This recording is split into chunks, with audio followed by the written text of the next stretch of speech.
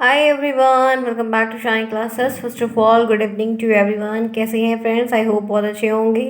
आप लोग की आज 12 बजे लाइव क्लास हुई थी, बाद में फिर 4 बजे मैंने क्लास शेड्यूल की थी और अभी भी कर रही हूँ क्योंकि संडे है और टाइम नहीं मिल पा रहा है। बड़ी दिक्कतें आजकल हो रही हैं, लेकिन फिर भी हम कर रहे हैं क्योंकि हमेशा जो है हर चीज़ के लिए एक्सक्यूज़ेस देना, हर चीज़ के बहाने देना, तबीयत नहीं ठीक है, ये नहीं है, वो नहीं है, तो मैं सब नहीं करती हूँ क्योंकि एक पंचुअलिटी है। टाइम पे वर्क करो, स्वस्थ रहो, मतलब अच्छे से खाओ पियो, स्वस्थ रहो तो सब कुछ सही रहता है। ठीक है, और पढ़ना ज़रूरी है, काम करना ज़रूरी है, हर एक चीज़ को तो शेड्यूल में चलेंगे तो ज़्यादा अच्छा रहेगा। अभी आप ऑफलाइन आते तो मैं रोज़ रोज़ बहाने थोड़ी दे पाती कि ये हो जाएगा वो हो जाएगा।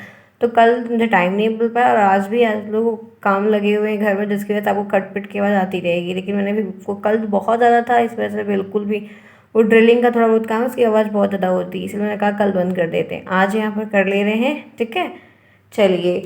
तो यहाँ पर देखिए क्या करना है, ये डायरेक्ट प्रश्न करेंगे। ये आपकी पवन की सीरीज़ का जो वेरी शॉर्ट वाला था, अति लघु उत्तरी वाला था, वो प्रश्न चल रहा था। इससे पहले मैंने कुछ प्रश्न करवाए थे, आप टेलीग्राम पर देख सकते हैं, वहाँ पर दिया गया है आपको लिंक, और यहाँ पर आपको मैथ की जो प्लेलिस्ट बनी है उसमें ये चीज़ें मिल जाएंगी। तो इसके आगे हम करेंगे कंटिन्यू। आप जुड़े हैं सभी शालिनी क्लास साथ, मैं हूँ शालिनी। यहाँ पर आइए देखिए, जो कि चीज़ आपके पवन सीरीज में दी है उसको फटाफट सॉल्व करते हैं।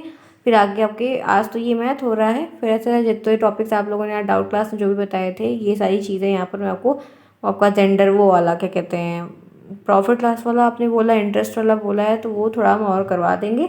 तो वो आपके मैथ के टॉपिक्स हो जाएंगे। फिर मैथ कोशिश करेंगे कि डेली एक क्लास मैथ की फिक्स रहे, बाकी दो जो और क्लासेस होती हैं उनमें ये सीरीज वाला चलता रहेगा। ठीक है, चलिए। तो यहाँ पर देखिए पहला प्रश्न आपके सामने है, यदि किसी वर्ग की भुजा 6 सेंटीमीटर तो उसका क्षेत्रफल आपको निकालना है। वर्ग यानी कि स्क्वायर, स्क्वायर की साइड आपको पता है, उसका एरिया आपको फाइंड करना है, तो आपको इसका फॉर्मूला पता होना चाहिए। फॉर्मूला क्या है कि वर्ग का क्षेत्रफल बराबर होता है भुजा का स्क्वायर। वर्ग का क्षेत्रफल बराबर क्या होता है? भुजा का स्क्वायर। तो भुजा आपको कितनी दी है? 6 सेंटीमीटर दी है। क्षेत्रफल आपको कितना है, कैसे निकालेंगे?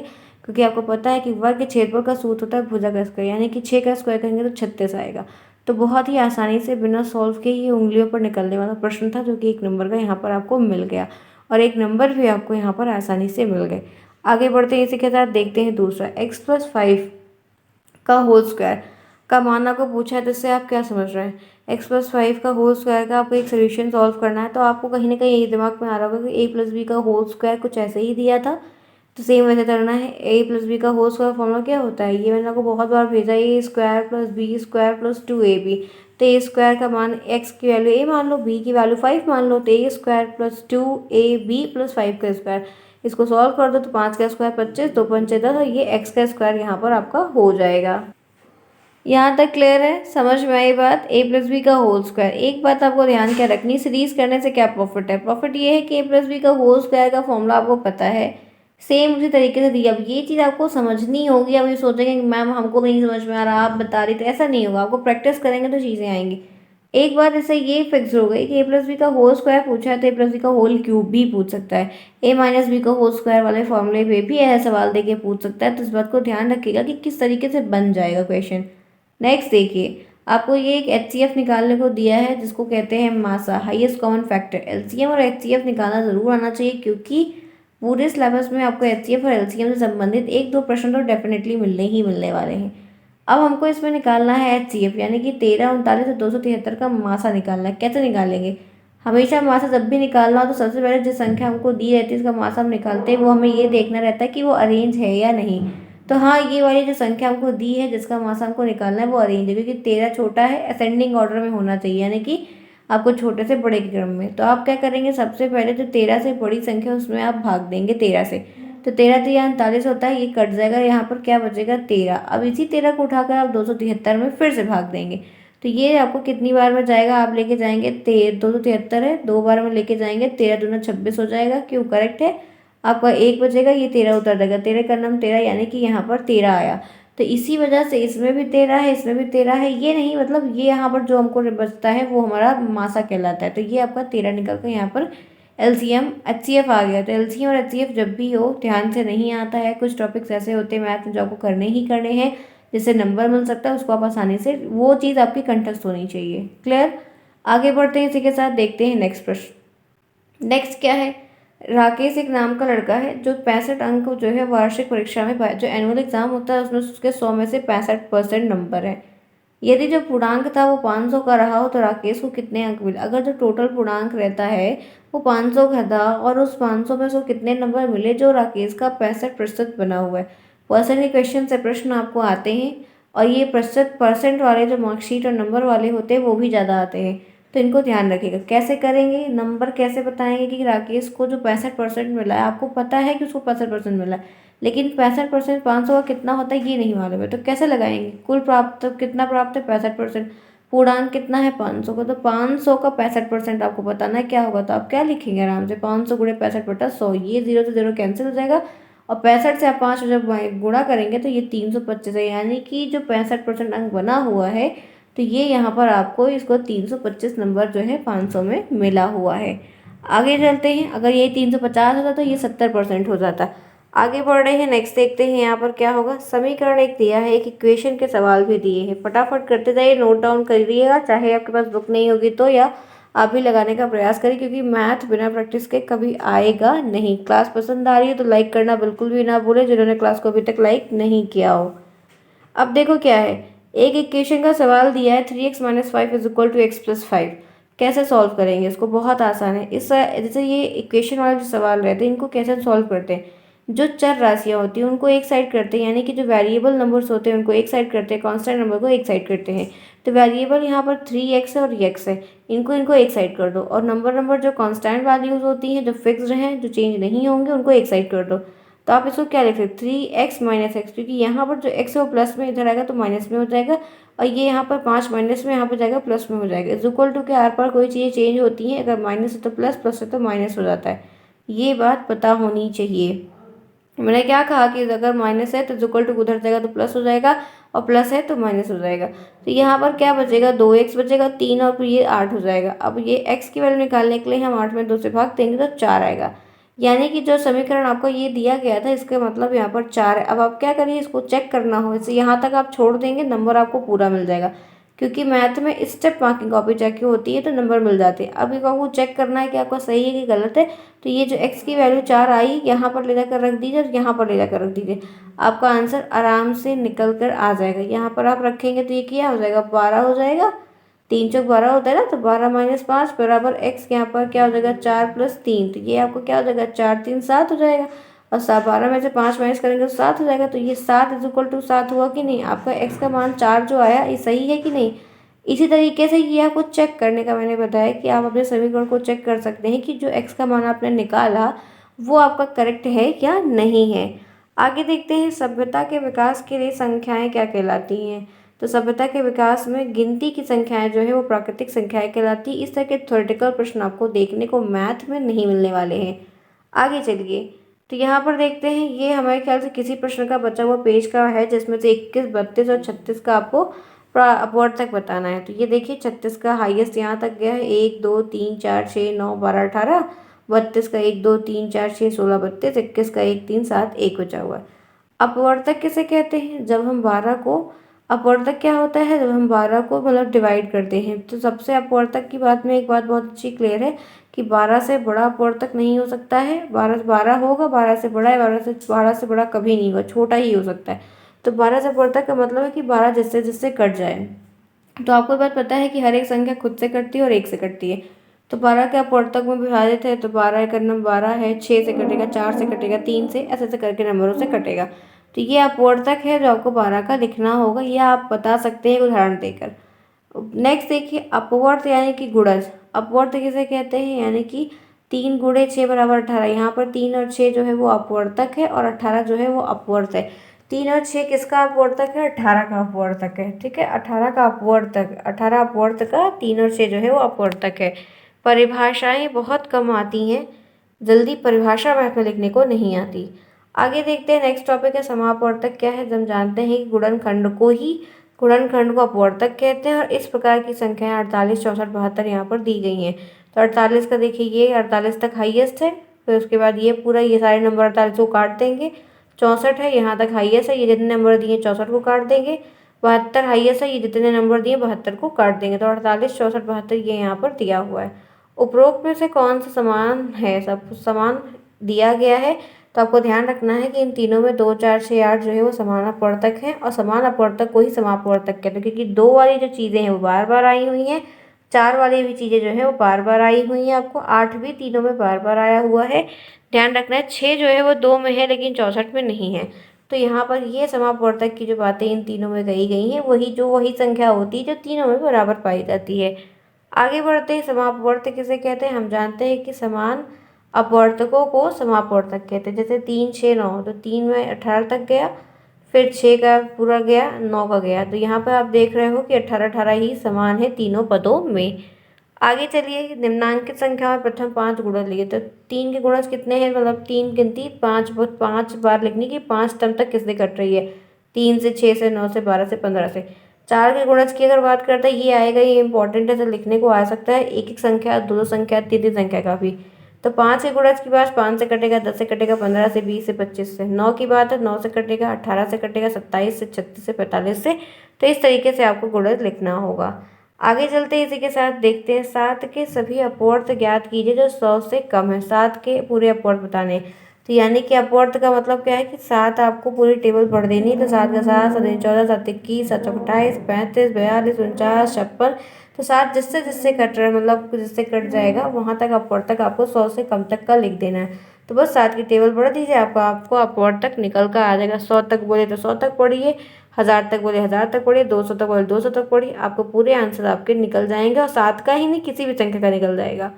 नेक्स्ट प्रश्न देखिए क्या है। यहाँ तक क्लियर है? कोई प्रॉब्लम किसी को नहीं होगी? आई होप सो नहीं हो। बेसिक चीज़ें हैं, सारा पढ़ाया है।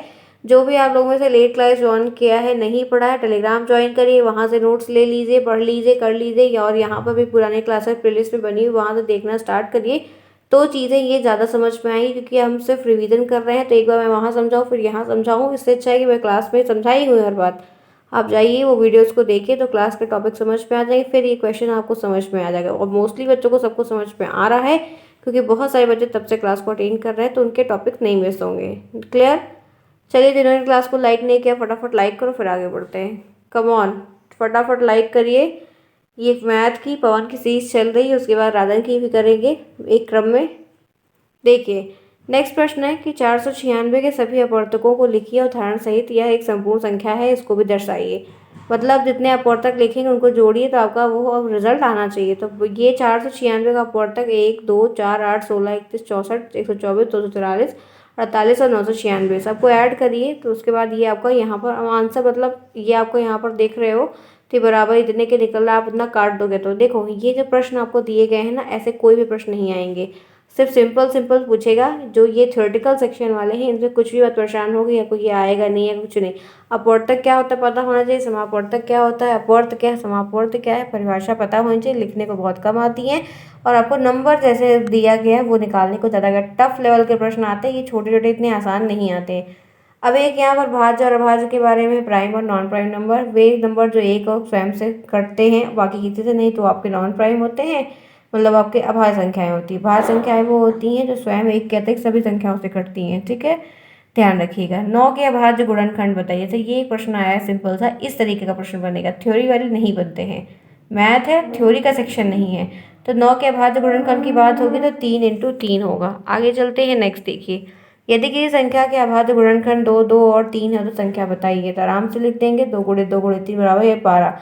तो किसका है? ये 12 का है। आगे बढ़ते हैं, एक संख्या के गुणनखंड 8 और 3 है तो उसके अभाज्य गुणनखंड बताइए। तो 8 का और 3 का काट दीजिए, जैसे जो कट जाता है, तो आराम से आपका आंसर निकल के चला आएगा 8 और 3 का। ठीक है, ये सारे प्रश्न बहुत सिंपल है, बहुत आसान है, आसानी से हो जाएंगे। 79 देखिए, 79 की अनुवर्ती संख्या 80 होगी, क्योंकि हमने अनुवर्ती का मतलब है उसमें एक जोड़ना है। 100 की पूर्ववर्ती संख्या 99 होगी, उसमें एक घटाना है। 1005 की कितनी होगी? 1006 होगी, क्योंकि उसमें एक जोड़ना है। पूर्ववर्ती लिखना है, तो यहाँ पर 9 क्या दिया है? Ones, tens, 100, 1000, 10,000। ठीक है, इसमें से आपको क्या करना है? प्राकृतिक संख्या पूर्ववर्ती बतानी है। बहुत आसानी से बता लेंगे, हमको एक नंबर माइनस करना है। तो यहाँ पर आपका 9 की जगह पे क्या आ जाएगा? 8 आ जाएगा। ठीक है, 99,999 दिया है, उसमें से पूर्ववर्ती बताना है, यानी कि उसमें से एक माइनस कर देंगे तो 99,998 आ जाएगा। क्लियर यहाँ तक? आगे बढ़ते हैं, इसी के साथ चलते हैं, नेक्स्ट देखते हैं। सबसे बड़ी प्राकृतिक संख्या बताइए। ये सब थ्योरी है, सबसे बड़ी प्राकृतिक संख्या का कोई भी नहीं होता है, क्योंकि अनुवर्ती संख्या में भी सबसे बड़ी होती है। कोई प्राकृतिक संख्या सबसे बड़ी क्या लिखा है, प्राकृतिक संख्या का कोई भी नहीं होता है, क्योंकि उसकी अनुवर्ती संख्या उससे भी बड़ी होती है। जी हाँ, क्योंकि उसके आगे की संख्या उससे बड़ी होगी। जैसे एक है तो एक से बड़ी दो होगी ना, इसलिए। थ्योरी है फ्रेंड्स ये सब। अभाज्य संख्याएं किसे कहते हैं, भाज्य संख्याएं किसे कहते हैं, सब आपने देखा है। संख्या एक क्या है, नभाज्य है, नवाज्य बताया था। सबसे छोटी अभाज्य संख्या दो होती है, बताया था। सहभाज्य संख्याएं क्या होती हैं, दो संख्याएं सहभाज्य कहलाती हैं यदि उनमें एक के अतिरिक्त कोई अन्य उभयनिष्ठ पद या खंड ना हो, वो सहभाज्य होती हैं। सही है। अभाज्य गुणनखंड किसे कहते हैं, यदि किसी संख्या के सभी गुणनखंड अभाज्य होते हैं उनको हम अभाज्य गुणनखंड कहते हैं। महत्तम समापवर्तक किसे कहते हैं, महत्तम समापवर्तक दी गई संख्या का सबसे बड़ा मात्रा, सबसे बड़ा सार्वजनिक अभिभाजक होता है, वो समापवर्तक कहलाता है। समापवर्त क्या होता है, संख्याओं के समान अपवर्तकों को हम समापवर्त कहते, जो संख्या के समान अपवर्त होते हैं संख्याओं में, वो समापवर्त कहलाते हैं। नेक्स्ट टॉपिक है लघुत्तम समापवर्त क्या। ये सारी चीज़ें हम फटाफट इसलिए पढ़ते जा रहे हैं कि सिर्फ देख रहे हैं, ये सब नहीं आता है, प्रश्न ज़्यादा आते हैं। लघुत्तम समापवर्तक क्या होता है, सबसे छोटा समापवर्त जो संख्याओं का होता है वो एलसीएम होता है। अब जो आने वाला प्रश्न है वो ये है, निम्नलिखित संख्याओं का भाग विधि से लघुत्तम समापवर्तक निकालिए। एलसीएम और एचसीएफ निकालने के दो तरीके हैं, एक भाग विधि, गुणनखंड विधि। तो ये भाग विधि से आपका जो है आपका लघुत्तम समापवर्तक निकाला। कैसे निकालते हैं एलसीएम, 24, 28, 35 और 56 दिया है। सबसे पहले दो से चेक करेंगे, तो क्या कोई नंबर ऐसा है दो से कटेगा, तो हाँ कटेगा। 14 दो से कटेगा, 214 होता है। 28 दो से कटेगा, 14 बार में। 35 नहीं कटेगा, 56 भी कट जाएगा, 28 बार में लिख देंगे। फिर दो से लेके जाएंगे तो 7 उतर जाएगा, 214 आता है, 7 आएगा, 35 है, ये 28 है, ये 28 मतलब तो 14 में 28 होता है ना, तो 14 यहाँ पर आ जाएगा। आगे देखते हैं यहाँ पर क्या है। अब आगे देखिए, इसके आगे फिर क्या होगा, फिर क्या कोई नंबर है जो दो से कटेगा, हाँ ये 14 वाला कटेगा, तो 7 लिख दो। फिर 5 से लेके जाओ, 7 7 उतर जाएगा, ये आपका 35, 5 सत्ते होगा, 7 में एक एक करके हो जाएगा, यानी कि 2 गुणे 2 गुणे 5 गुणे 7, 280। तो इस तरीके से कहीं ना कहीं हम एलसीएम निकालते हैं। एलसीएम एचसीएफ बहुत आसान है, पढ़ाया है बहुत बारी, देखो आप प्लेलिस्ट मैथ में जाके देखो, सब कुछ दिया है मैंने। दो संख्याओं का मासा क्या होता है, कोई भी दो संख्याएं होती है उसका मासा हमेशा एक होता है, ध्यान रखिएगा। दो क्रमागत सम संख्याओं का मासा क्या होता है, तो दो होता है। ये सब चीज़ें हो सकता है कि सत्य सत्य शायद पूछ ले, कोई ज़रूरी नहीं है। किन्हीं दो सम संख्याओं का मासा का सम होगा, विषम होगा, तो सम होगा। एक सम संख्या और एक विषम संख्या का मासा क्या होगा, तो वो विषम होगा। ये वही वाला रूल है कि एक संख्या सम है विषम है तो दोनों का जोड़ क्या होगा। ठीक है, आगे चलिए। 5, 8 और 12 के समापवर्त बताइए। तो 8 का निकाल लेंगे 1 2 4 8, और 12 का निकाल लेंगे 1 2 3 4 6। अब इसे समापवर्तक बताना है तो 1 हो जाएगा, 2 हो जाएगा, और उसके बाद आपका 4 हो जाएगा, क्योंकि दोनों में पाया गया है। आगे बढ़ते हैं नेक्स्ट। अभाज्य गुणनखंड विधि के द्वारा संख्याओं के मासा निकाल लेंगे। 144 का 2 गुणे 2 गुणे 2 गुणे 2, ये अभाज्य गुणनखंड निकाल गया 3 तक। 98 का 2 गुणे 3 गुणे 3 गुणे 11। अब आपको क्या करना है, कुछ नहीं, आपको देखना है तो आप आराम से दो, फिर आपका देखिए ये वाला सेक्शन आपका 3, आराम से 3, फिर आपका 3 तो 3, 2 गुणे 3 गुणे 3 यानी कि 18 इसका मासा निकल के आया गुणनखंड विधि से। 225 और 450 का आराम से निकल जाएगा। 3 गुणे 3 गुणे 5, 2 गुणे 3 गुणे 3 गुणे 5, इसको निकलेंगे तो देखो ये वाला 3 कॉमन हो गया, ले लिया। ये वाला आपका 5 कॉमन हो गया, ले लिए। फिर ये 5 कॉमन हो गया, ले लिए। ये 3 कॉमन हो गया, ले लिए। दोनों पदों में वो टर्म होना चाहिए, तो इसको गुणा किए, 225 आपका निकल के आ गया यहाँ पर आपका मासा। इसी तरीके से 13, 39 और 273 का दिया गया, तो इसको हमने पहले किया ही था एक बार पहले, तो इसका क्या निकल के आया, मासा 13। आगे बढ़ते हैं नेक्स्ट। 100, 98, 77 का एलसीएम निकाल लेंगे। लिख देंगे 100, 98, 77, 2 से कटेगा 100, हाँ कटेगा 50 बार में। 98 कटेगा 2 से, हाँ कटेगा, क्योंकि यूनिट इकाई पर क्या है 8 है। 77 कटेगा, नहीं कटेगा, ऐसे लिख देंगे। फिर 2 से लेके जाएंगे तो 50 25 बार में कट जाएगा। 49 नहीं कटेगा, लिख देंगे। 77 नहीं कटेगा, लिख देंगे। 5 बार से ले जाएंगे, 55 25 होगा, 49 और 77 को उतार देंगे।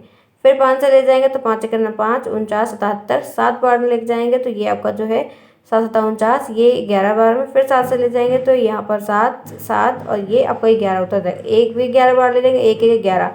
अब ये सब आपको आना चाहिए, बहुत सारे बच्चे देने नहीं आएगा, तो ये सब आप जाइए जो एलसीएम एचसीएफ निकालने की विधि वहाँ पर बहुत अच्छे से पता है, तो वहाँ पर देखिए, फिर इन सारी चीज़ों को सॉल्व करिए। छोटे बच्चे की क्लास का प्रश्न है ये सब, तो ठीक है। उसके बाद लासा निकालेंगे क्या, 2 गुणे 2 गुणे 5 गुणे 5 गुणे 7 गुणे 7 गुणे 11, तो आपका आंसर निकल के यहाँ पर आ जाएगा। आंसर एक बार चेक कर लीजिएगा गुणा करके, ठीक है, क्लियर है। तो यहाँ पर ये सारी चीज़ हो गई फ्रेंड्स। देखो आवाज़ बहुत हो रही है, डिस्टर्बेंस भी बहुत ज़्यादा हो रही है, इसीलिए अब इसकी जो आगे क्लासेस है मैं कल कंटिन्यू करूँगी, नहीं तो आपको खट खट की आवाज़ चाहिए सुनाई। मैं इसीलिए थोड़ा जल्दी और भी बोली कि कैसे आपको बताएं, क्योंकि आवाज़ें बहुत ज़्यादा हो रही हैं। ठीक है, आई होप सो कि कुछ बातें कुछ डाउट्स आपके क्लियर हुए होंगे, नहीं होगा तो बताइएगा, फिर से हम करवा देंगे। ठीक है, मिलते हैं फिर नेक्स्ट में, तब तक के लिए take care, bye bye, see you soon. पढ़ते रहिए, मस्त रहिए।